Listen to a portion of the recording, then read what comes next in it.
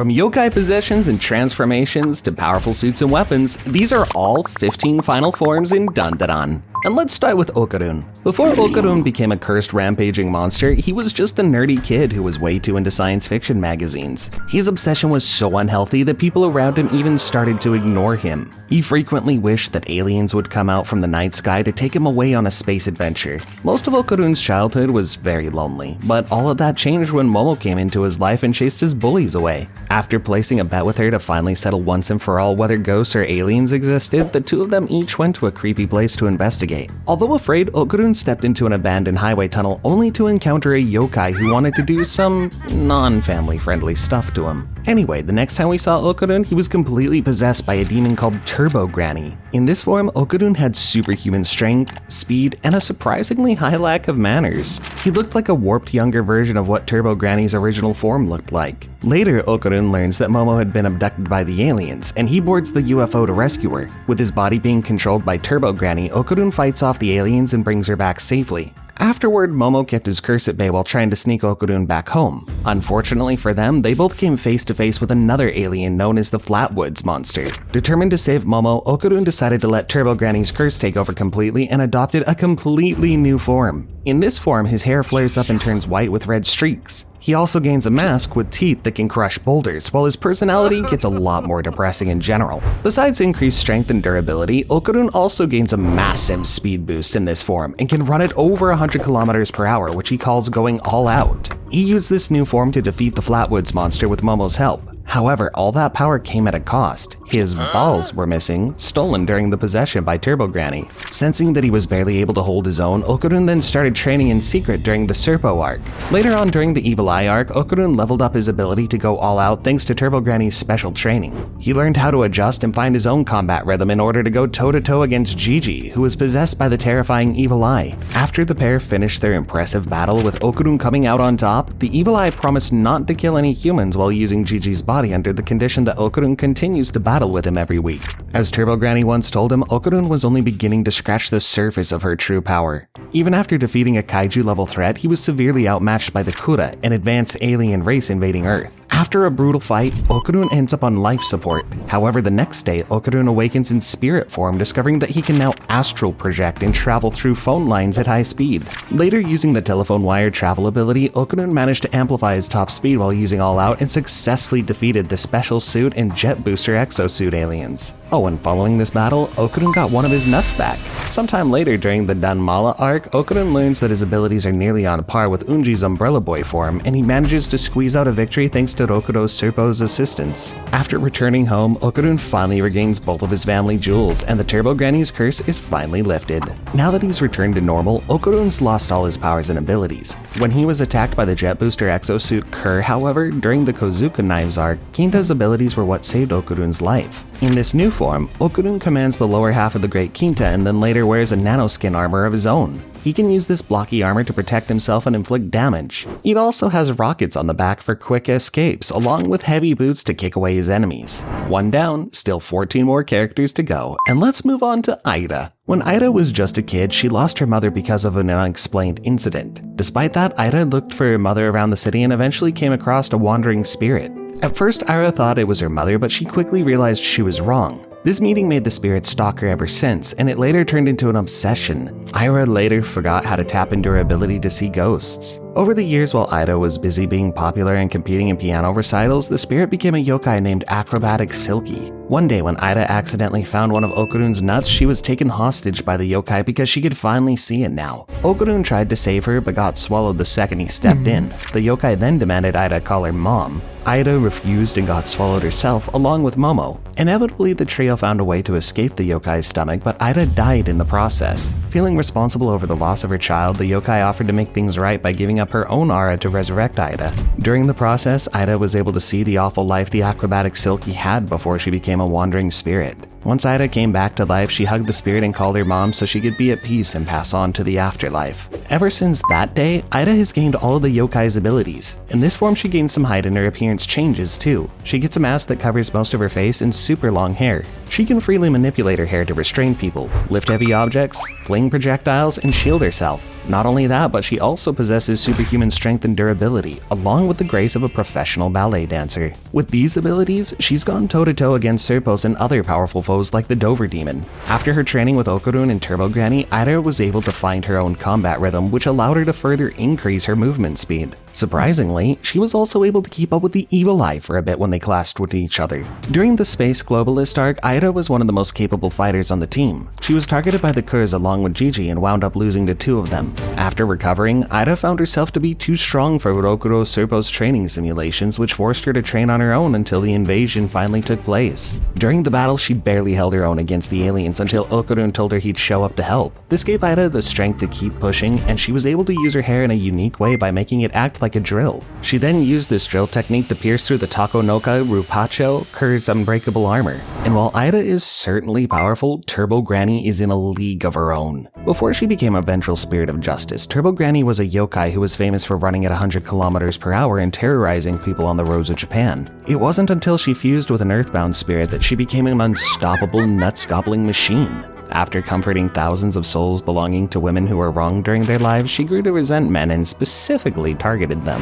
The first form we see of her is that of an old lady with disgusting reddish-brown skin and crazy yellow eyes. After possessing okarun, she took over his body and made it into something that resembled her, but with large teeth that could easily dismember people with a powerful bite. In this form, she was also able to project herself as a shadow with large teeth and fierce-looking eyes while threatening Momo. After losing a bet to the kids and falling for their trap, Turbo Granny eventually wound up getting trapped inside the body of a doll. In her doll form, Turbo Granny claims that she has the ability to grant people good luck, but only at random. But let's move on from one of the strongest yokai to a simple alien with a really sad backstory. Vamola. Born on a war-torn planet and having lost both of her parents, Vamola was taken in by a strict, yet loving, rebel fighter. She then fought with her newfound family to save her planet from the �K𝐫s. All the men on her planet either lost their lives trying to fight the �K𝐫 or were enslaved and sacrificed to the Big Mamas. Spending her life fearing the loss of her loved ones, Vamola trained hard with her adoptive mother and their regiment. During their final confrontation with the �K𝐫s, Vamola's mother tricked her into leaving the planet through a stargate. The only things Vamola brought with her was her stolen exosuit. Using the exosuit, Vamola can go invisible, grow in size, and cause mass destruction.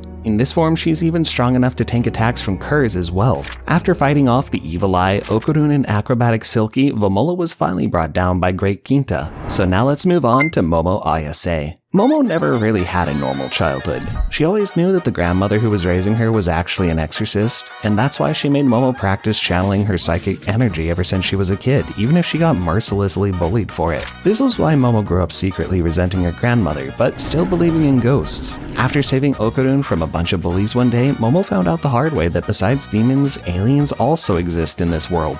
During this encounter, Momo tapped into her fully awakened form and described it as feeling invincible. She radiated a light of her own and even gained superhuman strength. Later, with okarun's help, Momo realized her psychic powers and together they defeated the 𝐿. Thanks to her psychic powers, Momo can also use psychokinesis, create force fields, and even fling objects at high speeds. She's also surprisingly durable, having taken a barrage of punches from the Flatwoods monster, and she possesses impressive stamina, as she was able to keep okarun's �K𝐫s under control while fighting and defending herself. Later on, Momo began using her abilities to freely manipulate her surroundings and bring her imagination to life. This allows her to create projections like a giant hand that do whatever she needs. Eventually, Momo also tapped into the power of words thanks to Seiko's teachings and unleashed a devastating attack against the �K𝐫s during their invasion. She named it the Moe Moe Tri-Beam. During the Don Mala arc, Momo was even able to sense yokai auras on her own, which led her to enter the cursed object. After holding out on her own for quite some time, she teamed up with Unji and took down 3 powerful guardians. Near the end of the arc, she ended up cursed, reduced to 1/10 of her original size. Despite that, even in this state, Momo could still use her psychokinesis effectively. And now for Rin Sawaki. Before she met okarun and the rest of the gang, Rin was just a modest kid who was very confident about their ability to sing. She loved her family and was even ready to sacrifice her idol career for them. However, everything changed when a car ran over her best friend. Ever since that day, Rin has never been the same. She completely lost her ability to sing and focused instead on her academic career. After becoming the class representative, Rin started to notice subtle changes in Okarun's appearance. She also started feeling a strange weight on her shoulders the second she found one of Okarun's jewels by accident. Eventually, the weight on her shoulders became too heavy to bear, and Okarun discovered that she was actually being haunted by an 𝐿 Rin later discovered that this 𝐿 was actually her dead friend's spirit all along, the one who resented her for giving up on their dreams before she died. Going along with Seiko's plan, she was led onto a float and protected by the Hayashi while her exorcism was underway. Eventually, the exorcism attracted way too much attention from the yokai around them, and Rin had no option but to sing in order to hold them back. That's when the 𝐿 was finally purified and transformed into the spirit of her friend Mai. Rin later showed off her new form when she held off Unji's gang during the Danmata arc by transforming into her own 𝐿 state. In this form, her clothes changed into an idol costume made from turtle shells, and she gets a microphone that she can sing through. She can then use her voice to freely manipulate gravity for both living and non-living things. Next up is Unji-Zuma. When he was a child, Unji had a fairly troubled past. His father died when he was young, leaving him behind his brother and his mother to fend for themselves. Even though Unji took care of his little brother, Futa, the kid wound up drowning while trying to retrieve his umbrella. After this event, Unji's mother snapped and she planned on doing a terrible thing to Unji and herself. However, Unji managed to resist at the last moment and watched his mother perish as well. Traumatized by everything that happened to him, Unji became a rebellious child who hated the world around him. He took over a local gang and started causing trouble around the city. He was then taken in by a police officer named Bega. The officer arrested him at first, but later wound up adopting him. Trying to reform the child, Bega spent years teaching him how to be an upstanding citizen. However, nothing worked on Unji, until one day when he spotted a boy his brother's age getting bullied by other kids. The children threw the kid's lunchbox into the river and the child jumped after it, even though he could drown. Unji was desperate for a way to save the boy, and that's when he met Umbrella Boy, his dead brother's spirit. Around the same time, Bega came out of nowhere and jumped into the river, risking his own life to save the drowning kid. Unji then asked Umbrella Boy to give him his powers. Without thinking, Unji jumped into the river and managed to save both Bega and the boy. This is when he first realized his powers. This incident inspired Unji to reform himself and accept Bega as his new adoptive father. Unji then started reforming other troubled youth around him and formed a new gang to take care of them and help them feel connected. Eventually, Unji came across the Danmata box and an old man who came out of it. Unji took the old man in and gave him a home before getting trapped inside the box himself. While spending some time inside the Danmata, he learned how to fully use his Umbrella Man powers. In this form, Unji receives a mask similar to Okarun and Aira, but with spiked teeth and chin. During his full transformation, Unji also gets a helmet that looks like Umbrella Boy's face. In his cursed form, he gains superhuman strength, immense speed, and the ability to manifest umbrellas that explode. He was also able to use his umbrella to shoot shockwaves and even float somewhat. There's still 8 insane final forms left to cover, and let's continue with �KINTA. For most of his life, �KINTA was just an average otaku. He was jealous of Okarun getting way too much attention from the women around him and wanted to learn his classmate's secret. Eventually, when he found a floating golden orb during the kaiju arc, he helped Moa defeat an invisible 𝐿. Then, when they were chased after by 𝐿's kaiju form, Okarun and the gang decided to use Ludris's help to transform the 𝐭𝐫𝐸 house with his nanoskin tech. �KINTA naturally gravitated towards using this tech and began using his imagination to bring his constructs to life better than anyone else. Using his brain, �KINTA reconstructed the 𝐭𝐫𝐸 house and turned it into a giant mecha Buddha statue. Since nanoskin is a fragile material, he kept reimagining its form in order to constantly enhance the mecha. In this state, �KINTA can use his mecha's immense physical strength to carry out a barrage of punches, kicks, and even spinning dive bombs. With the robot's help, �KINTA managed to defeat the kaiju version of 𝐿 and was allowed to keep a piece of the nanoskin technology for himself. Later, during the Space Globalist arc, he used that tech to save 𝐿 from the curse and rebuilt his mecha into the upgraded Great �KINTA. Thanks to the nanoskin, �KINTA can now transform it into different vehicles, including powerful battle suits. These battle suits proved especially useful during the Kozuka Knives arc when he fought against the remaining Kerr forces. In his final form, �KINTA even shares control of a single battlesuit with Okarun. �KINTA controlled the upper half while Okarun acted as the legs. And now let's cover Koki Yukishiro. Koki was a piano prodigy when she was young, often competing with Aira over recitals and frequently winning. However, things took a sharp turn for her when she finally lost and decided to quit playing the piano for good. Frustrated and looking for attention, Koki decided to post a provocative picture of herself online. However, someone found it and started blackmailing her with it. Ǩ'𝐾𝐾 was then coerced to steal Momo's power using the 𝐴SURA knife and has been given abilities of her own to do it. At this point, ǩ'𝐾𝐾 was able to see pygmies, who are weird minuscule beings, and was supposed to use them to achieve her goal. However, eventually ǩ'𝐾𝐾 was defeated and confronted by Momo and okarun. She later expressed regret over her actions and decided enough was enough. After making friends with her pygmy followers, ǩ'𝐾𝐾 was then fitted with a security camera using 𝐾𝐼𝐷's nanoskin in order to track down who was blackmailing her. ǩ'𝐾𝐾's pygmies are able to create constructs incredibly fast with their sewing abilities and are able to orchestrate complex attack patterns.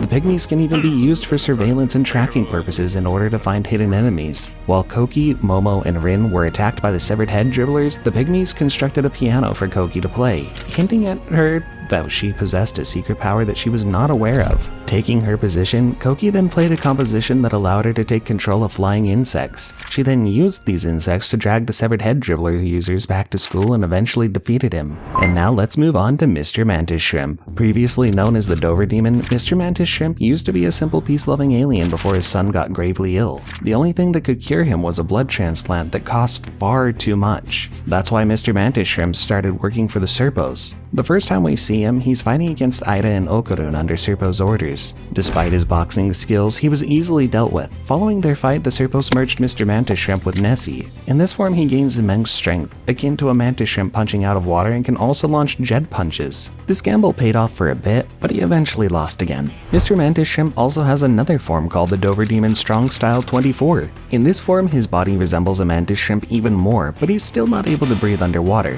His hands turn into mantis shrimp pincers with colored rings on them that he can also use as shields. In this state, his punches get even stronger and they generate their own shockwaves. After losing to okarun and his friends, Mr. Mantis Shrimp was brought back to the ISA house for treatment and recovered relatively fast from his injuries. After waking up, he immediately apologized for his actions and came clean about his son's condition. That's when Seiko informed him that his blood is basically milk, so pretty much all he needs to save his son is a cow. Seiko then gifted him one, and Mr. Mantis Shrimp left for his home planet after thanking everyone. Sometime later, he came back since his planet lacked the grass to make the cow keep producing milk.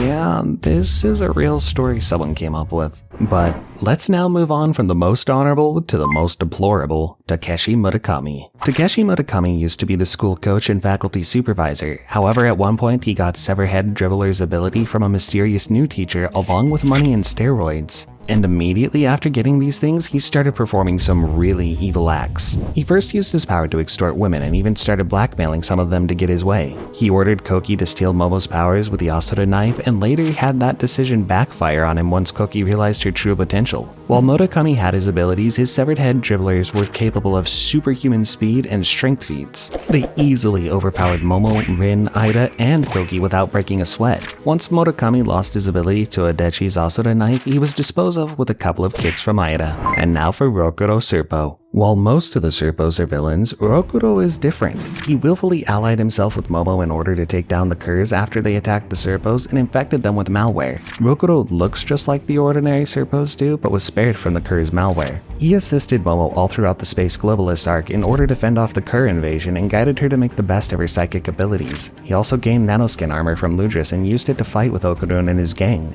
He can use nanoskin to not only alter his own appearance, but also to use it as a gun or shield. After seemingly sacrificing his body to save the humans, Rokuro was outcasted by his 𝐸RPO brethren and was left back on Earth to fend for himself. Spending some time with Momo and her friends, he realized that getting to know humans was actually satisfying enough for him. He got a job as a convenience store clerk and even showed up during the Danmaru arc to help Momo out when Umbrella Boy went berserk and took over Unji's body. Now let's cover Mika Adachi. Before getting her powers, Adachi was just a simple teacher trying to make ends meet. However, at some point, she gained the ability to control the Jiangshi, an army of kung fu wielding undead. These powerful zombie-like fighters are strong enough to overwhelm even top-tier characters like Seiko and Ida when they attack in numbers. At some point, Adachi ended up being manipulated by a shady couch named Murakami, who had the power of the severed head dribblers. He lured her to his apartment and convinced her to wear a sketchy outfit in exchange for money, which she needed to cover her mother's hospital bills. However, when ǩ'𝐾𝐾's flies attacked Murakami, Adachi saw her chance and used the 𝐴SURA knife to take away his powers.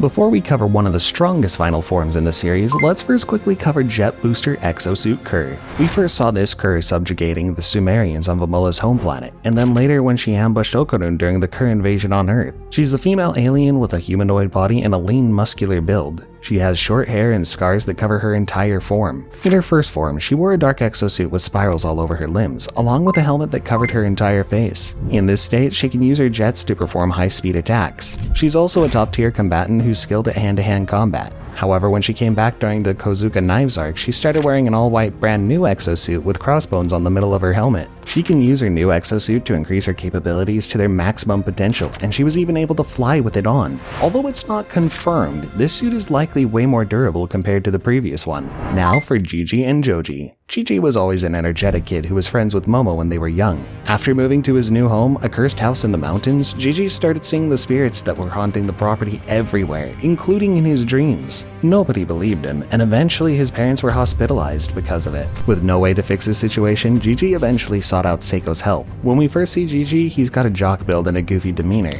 During the Cursed House arc, he's mostly helpless up until the point where he makes contact with the evil eye. As if attracted to the yokai's despair, Gigi allowed the evil eye to take over his body. This new form made him extremely buff, and even gave him a third eye on his forehead. In this possessed state, Gigi completely lost control over himself and could use his body as a weapon, as seen in his fight against okarun and Vamola. However, due to Gigi possessing an immense amount of ki within his body, he eventually manages to resist being completely overtaken by the evil eye. Later on, thanks to Okarun's advice on using spiral energy, Gigi also learned to shoot energy waves using his ki during the Space Globalist arc. He was even able to subdue 𝐾𝐫s with them. Gigi's ability to control ki is impressive enough to have Seiko praise him over it, since he's even able to project it through solid objects without damaging them as he does on the plane during the Kozuka Knives arc.